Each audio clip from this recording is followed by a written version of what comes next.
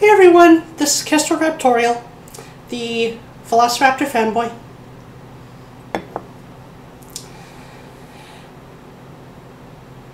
Today is the 4th of July, Independence Day in the United States of America. And we must ask the question, what does that mean anymore? I travel by public transportation via the city train and buses 3 times a week to my local natural history museum where I work in the fossil collections, mostly with the Devonian fishes.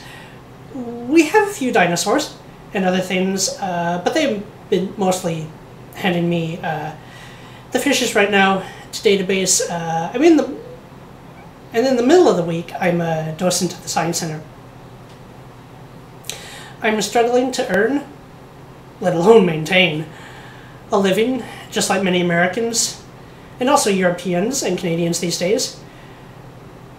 With the recent exposing of the unforgivable lies of the mainstream media, all the race wars, religious conflicts, and gender confusion going on these days, I sometimes wonder, what is the point of living in America? President Trump's travel ban has been, at least partially, reinstated, and I very much support this. In fact, I wish he wasn't being so hindered in the changes he is trying to make, and that the American people showed that they wanted by electing him. Public schools are full of history and social studies lessons that talk about the racism and historic injustices of the Western white people. Now, I was just watching, out of curiosity this morning, a Q&A session given by Ben Shapiro at one of his talks at Yale University. I have not yet watched the talk that took place before this Q&A, but in the description below I will give the link. It's a very good session, and his answers are all very well constructed. Now, at about 16 minutes into this video, there is a question about multiculturalism. And Ben Shapiro references something about the authors of the American Declaration of Independence. And something they got a little wrong, and that was the values, the truths that America was founded on are self-evident. Meaning, to put it in a simple way, they are clear and understood and held by every culture in existence, and that is not the case. And he explains why this is not the case. The Declaration of Independence, as well as the American Constitution, these things came out of a culture, the Judeo-Christian culture, that was the product of a European Enlightenment that decided to now have a separation of church and state, which many cultures throughout human history did not have, and Muslim countries certainly do not have. That alone is going to cause religious conflict between a culture that believes in that and a culture that does not. No matter how many rules you put on paper or how much tolerance you try to show, even before we consider all the chaos of the mess that the world is in today. I will tell you what I've been told, what I've been able to gather about the origin of my family in America. Now, I haven't gone in search of documents and diaries yet. I will do so one day, but for now, I'm working on so many projects, I can only do a little at a time. For now, I will share with you a few pieces I have, as told by my parents and other relatives over the years. It's not a lot, and my parents have not been the most credible teachers of values to their children, but the little they said about this, at least, does match up with the DNA maps they did a couple years ago. out of curiosity, and I don't have those records myself anymore, and an occasional story from another source here and there. So here's what I've been told. So I, meaning also my immediate and at least much of my extended family, even though I barely get opportunities to see them anymore, am descended from people who traveled to the Americas somewhere in the colonial times. I'm not sure exactly when or which ones and when, but I do know there was a French explorer in my family named Toussaint de Chêne. There was a famous French-Canadian explorer by a similar name, Toussaint Charbonneau, who was part of the Lewis and Clark expedition, also the husband of Sacagawea. I don't think that was him. I think it was a different name, Deschênes, because the name continued until my grandparents' generation. My maternal grandmother's maiden last name, was Chêne. I'll see what I can find on Deschênes someday. We are also part Irish. About half of us have red hair, or had red hair in their childhoods. Some have gone darker over the years. Part German.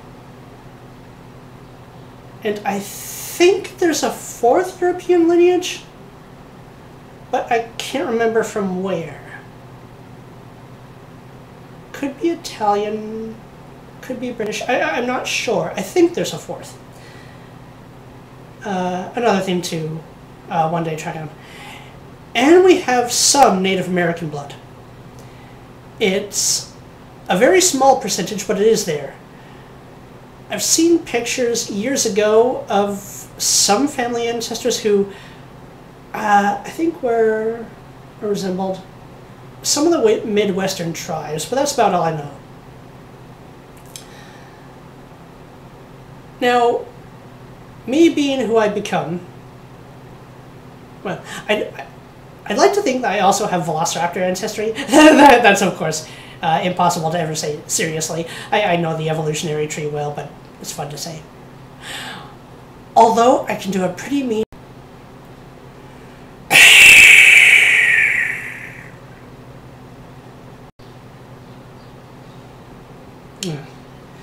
Anyway, I did say Raptor fanboy. Anyway, what is the point I'm trying to get at?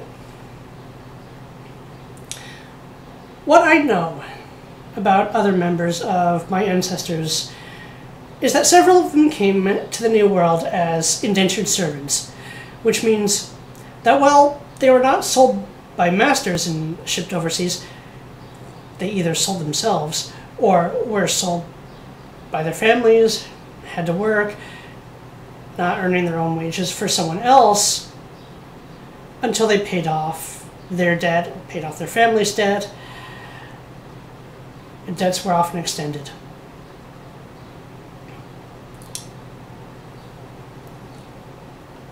It was not slavery by law. It was barely any better until and if they could earn their way out. The first black Africans came to Virginia in 1619 and had the same opportunities as white colonists for about 20 years until slave laws were introduced due to the need for more labor, just like the increased introduction of indentured servants and the expanse of the Atlantic slave trade, which was brutal, no doubt, but not the only slave trade going on at the time. Irish, who are whites, I have Irish ancestors, were brought as slaves as well. And the Muslim slave trade in the East, oh, look, if you were living in Africa at this time period, and you were caught by slavers, and by the way, Africans were catching Africans of other tribes, of defeated tribes. Blacks were selling blacks. There were black slavers in America. It was not by any means all white on black, as school teaches you.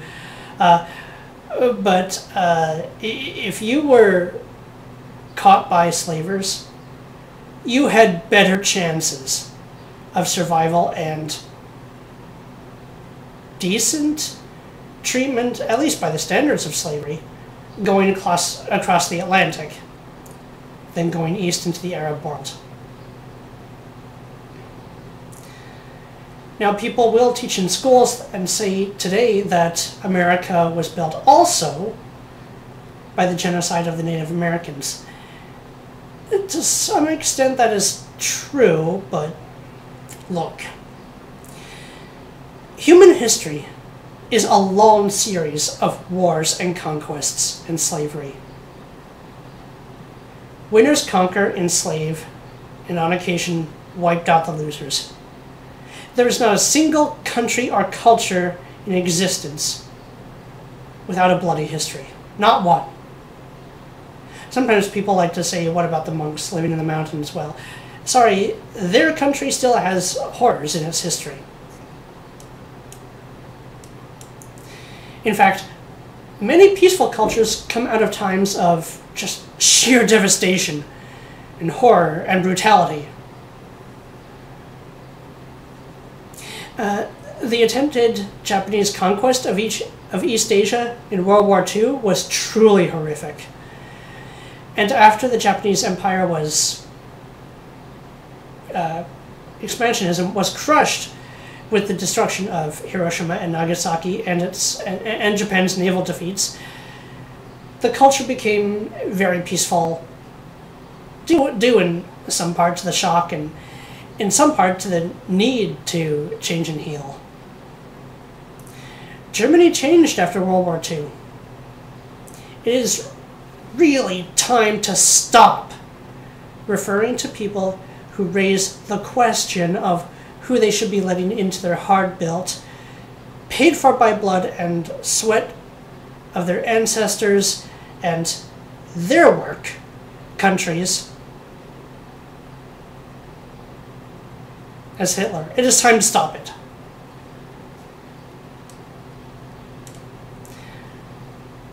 I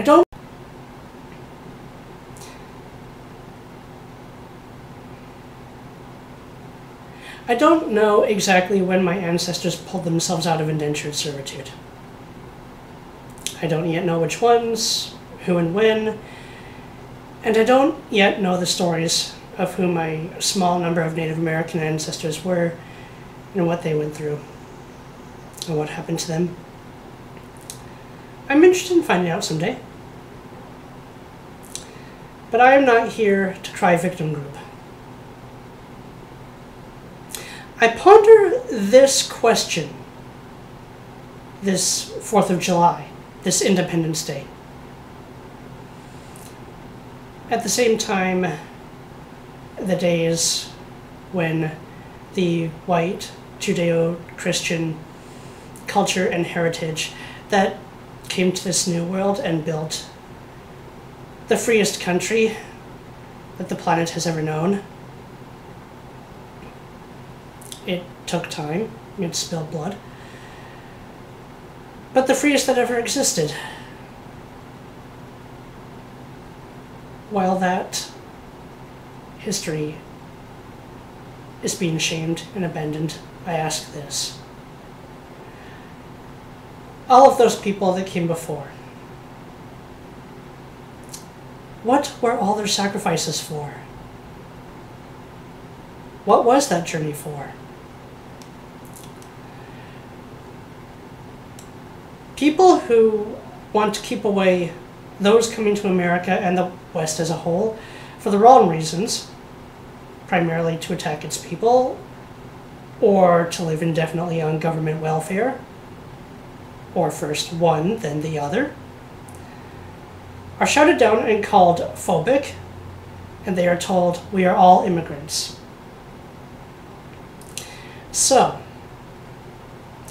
the people whose ancestors came to build a new and free life for themselves and their children and their descendants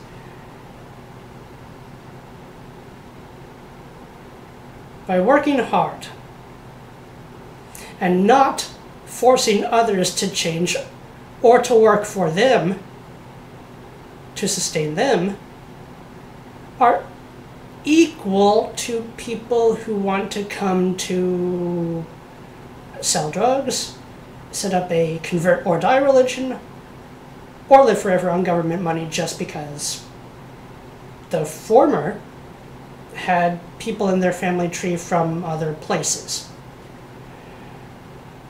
Well, by that logic, even the Native Americans whose people have been here for 12,000 years or so would be called immigrants because there was a time, the precise time unclear because new discoveries are constantly being unearthed. There was a time, geologically speaking, barely the blink of an eye ago, when there were no humans at all in North America. Here's the real question, the important question. Who are we now?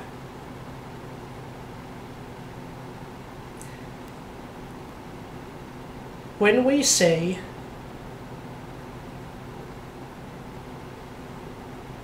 who we are, when we talk about who we are as Americans, or who we are not as Americans, what is it that we are referring to? Who are we? If we can't answer that, if we can't agree on even a few common values and virtues that make the United States of America unique and distinct, if that's the case, I think that's very sad. If we can't stop attacking each other long enough to answer even that,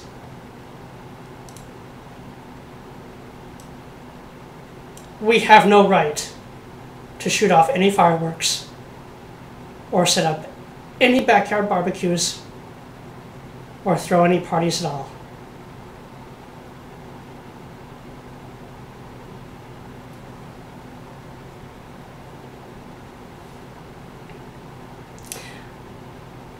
I will continue with my thoughts on how to answer that very question in my next video.